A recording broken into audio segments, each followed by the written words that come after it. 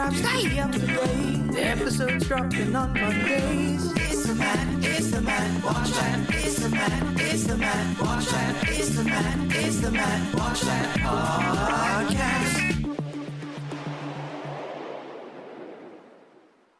Hey there, welcome to the Matt Watch That podcast. I'm your host, Matt Seroski, filmmaker, film fan.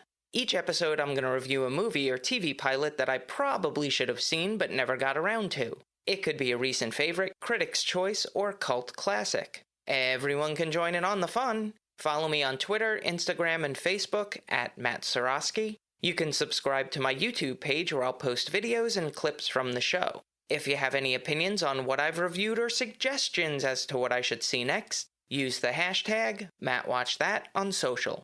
Before we start, in reviewing this week's series, I was reminded how in the 80s, it seemed that every sitcom had a lengthy title sequence with an original song that related to the premise of the show. And I have to admit, there were some good ones.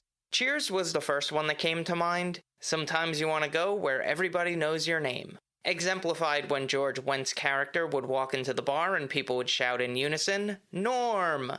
The theme song for The Greatest American Hero, believe it or not, was a top 40 hit on the Billboard Hot 100. It was composed by Stephen Geyer and Mike Post, the latter who produced the album Van Halen 3. You know, the one with Gary Cherone. Then there were a string of family sitcoms that featured original theme songs. How many do you remember?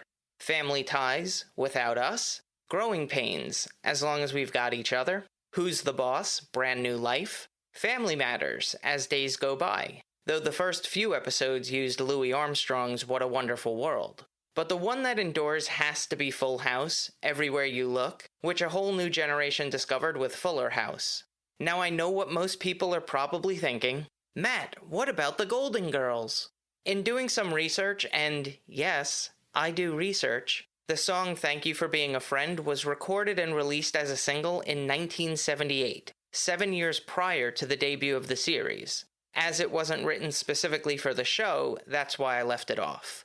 It's a shame that the practice of title sequences and theme songs are gone from most series. Of course, this was due to money. The affiliate sales team wanted to sell more commercial time during successful series. If a theme song was 1 minute, that's two 30-second spots they could have sold to advertisers. But that's why we have streaming services, to enjoy these nostalgic things. And no, I don't skip intro. If you have a favorite original theme song from the 80s, let me know using the hashtag MattWatchThat. On to the main attraction. Each review will end with a ranking out of 5 stars. 1 star is skip it, 2 stars watch at your own risk, 3 stars standard fare, 4 stars worth checking out, and 5 stars must see. Now if I give a title 5 stars, it doesn't mean I'm comparing it to Casablanca, Jaws, or Seinfeld. I rank titles based on other movies or TV series in that genre and at that time period. So let's jump into it. I'll keep the spoilers to a minimum, tangents to a maximum. These are my ruminations and observations of the pilot episode for BoJack Horseman from 2014. It was created by Raphael Bob Waxberg, who also wrote the first episode. He's an actor, comedian, screenwriter, and producer. The pilot episode was directed by Joel Moser, who helmed Big Mouth, Trip Tank, and Brickleberry. Now a little trivial trivia. The series was produced by the Tornate Company, whose CEO, industry veteran Michael Eisner, suggested that the lead animated character should be a former racehorse instead of a human sitcom actor. BoJack Horseman was the star of an 80s sitcom, Horsin' Around, about a bachelor horse who agrees to raise 3 human children. The show was never a critic's darling, accused of being broad and not good, but it found an audience and aired for 9 seasons before being cancelled. But that was 18 years ago, so what has BoJack Horseman been up to? The titular character is portrayed by Will Arnett, who starred in Arrested Development, Teenage Mutant Ninja Turtles, and voiced Batman in the Lego Movie. BoJack has fallen on hard times. Between downing vodka and pills, he's watching reruns of the series, living on past glories. He's pretty self-absorbed, but is self-aware enough to know that he can be considered a has-been. He's attempting to revitalize his career by writing a memoir, BoJack Horseman, The BoJack Horseman Story, written by BoJack Horseman. He meets up for lunch with his editor, Pinky Penguin, from, you guessed it, Penguin Publishing. The company is in financial peril after they spent all their money marketing a book series that bombed. The electricity has been shut off, and he can't even pay for the meal. He's not in a good place. Pinky is played by Patton Oswalt, who's known for many voice acting roles, including Remy from Ratatouille, and of course his stand-up comedy specials. He needs the memoir to be a bestseller to save the company, and BoJack keeps missing deadlines. He suggests that a ghostwriter should be used and gives him the contact information for Diane Nguyen, but BoJack promises that he'll have pages within a week. Naturally, he doesn't work on the memoir, opting to hang out with his house guest Todd. His parents kicked him out as a teen and he had nowhere to go. He sleeps on the couch and doesn't pay rent, but keeps BoJack company. Todd is performed by Aaron Paul, who is in Breaking Bad and Need for Speed. I saw him in an independent movie with Josh Wiggins called Helion. Really solid. He's also a producer on the series. As a side story, Todd sold ecstasy on a drug cartel's turf and got worked over by its crew. They lost so much revenue because of this that the boss can't afford a haul for his daughter's birthday, so Todd is trying to convince BoJack to throw a party at his house. This does play into the episode later on. You just have to trust me on this one.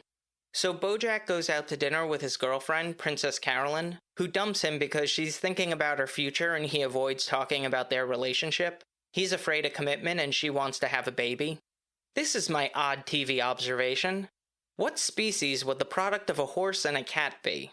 A bouncing baby fecus? An equiline? Anyway, Princess Carolyn is portrayed by Amy Sedaris, whose filmography includes School of Rock, Elf, and the series Strangers with Candy. The pressure overwhelms BoJack and he has a mild anxiety attack. Princess Carolyn and Pinky Penguin persuade him to call the ghostwriter to reduce his tension. Todd convinces him to throw a stress-free party and invites Diane Nguyen.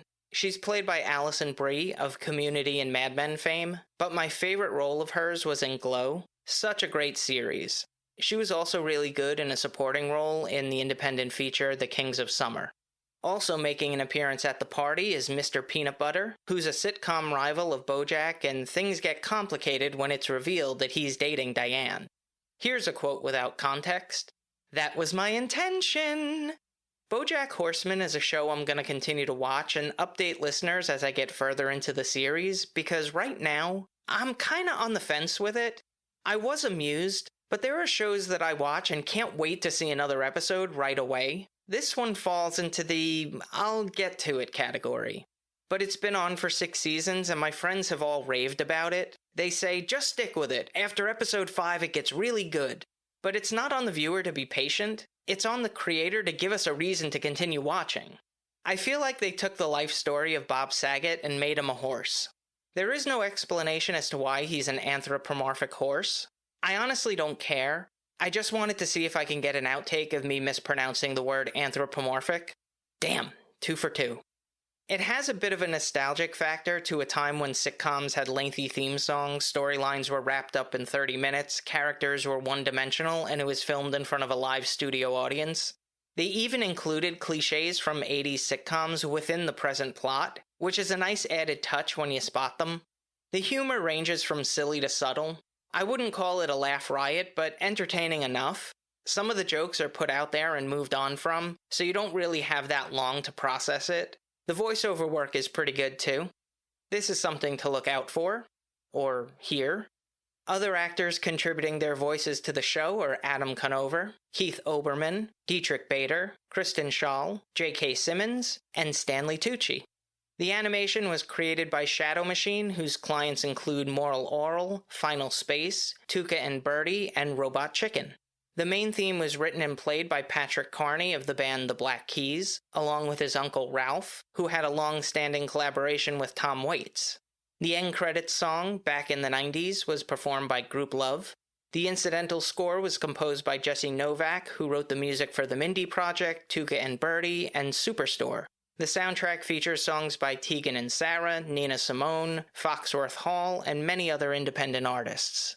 The episodes run around 25 minutes each. It was on for 6 seasons, 77 episodes from 2014 to 2020. It was nominated for 3 Primetime Emmy Awards.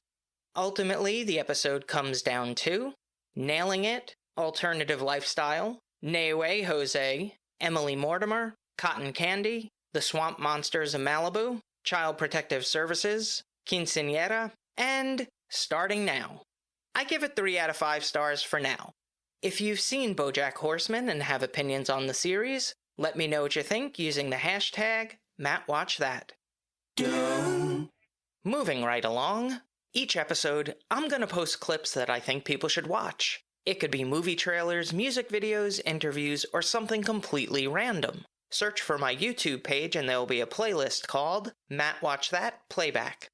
As I mentioned in a previous episode, my family would record concert specials on VHS tapes and I would watch them religiously. Sick from school? Put in a tape. Nothing on TV? Put in a tape. Brother kicked you out of a room? Put in a tape. Not only did I enjoy the music, but analyzing the pace of the set list, the lighting design, the stage layout, any knowledge I could absorb. One of my favorite live performances was Fleetwood Mac in concert, the Mirage Tour 1982. It was the height of their internal conflict. The McVies had divorced, and the relationship between Stevie Nicks and Lindsey Buckingham had broken down, but it created a dynamic show. The highlight was the song Sisters of the Moon. While it was a single off their album Tusk, it failed to make much of an impact on the charts and didn't have the pop sensibility of their other successful tunes. But on this night, it was one of the most enigmatic performances I've ever seen. And when Stevie Nicks starts speaking in tongues, yeah, you heard that right, it's taken to a whole new level. Now, I don't want to speculate or anything, but drugs might have been involved. It was a pretty emotional time for Stevie, outside of the increased tension between her and Lindsey, which would lead him to leave the band. Her best friend since the age of 14, Robin Anderson, had died of leukemia, so she wasn't in a good state of mind. Despite all this, the concert is intense and dark in some places. The musicianship is on full display. The vocals and harmonies sound great. Fleetwood Mac was a very unique band with 3 lead singers who wrote massive hits. How many bands can say that? And Mick Fleetwood and John McVie are a top 5 rhythm section for me, and one of the reasons why I'm a drummer and bassist. This clip is available in the Matt Watch That Playback playlist on YouTube. Check it out. Now it's time for the recommendation. Yes, that's the word recommendation with Matt in the middle. I'm going to end each podcast with my own recommendation of a movie or TV series. Today I'm talking about Mud. It was written and directed by the talented Jeff Nichols. I had been a fan of his previous films, Shotgun Stories and Take Shelter, so I wanted to show my support for his career by seeing Mud in the theater. This was during the period where I was solely seeing independent movies. It was my favorite thing to do on a Sunday morning, go to a matinee. The theater was as clean as it was going to be. Most people were at church, so it was me and a handful of film fan degenerates whose cell phones were on vibrate.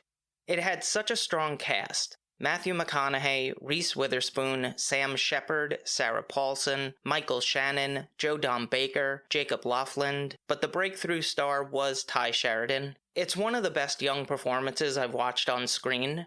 I'd first seen him in The Tree of Life, but didn't make that connection until I looked up his filmography, because that was a few years prior. He did a lot of independent movies before starring in mainstream hits like X-Men Apocalypse and Ready Player One. He has Oscar potential in his future. I would love to work with him. I think he's an amazing talent.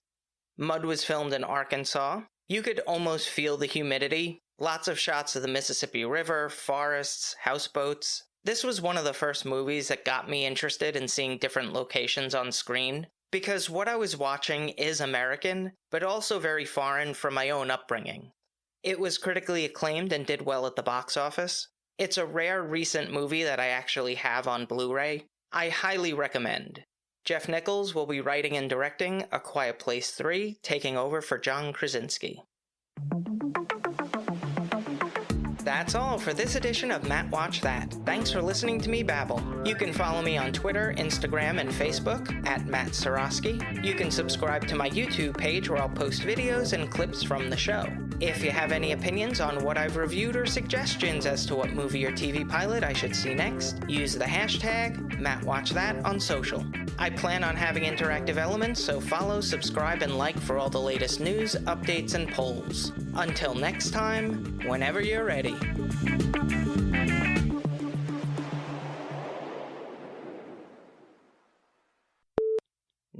Now it's time. Now it's time to clear your throat. Jeff Nichols will be writing and directing A Quiet Place Tree. Good job. About a bachelor horse who...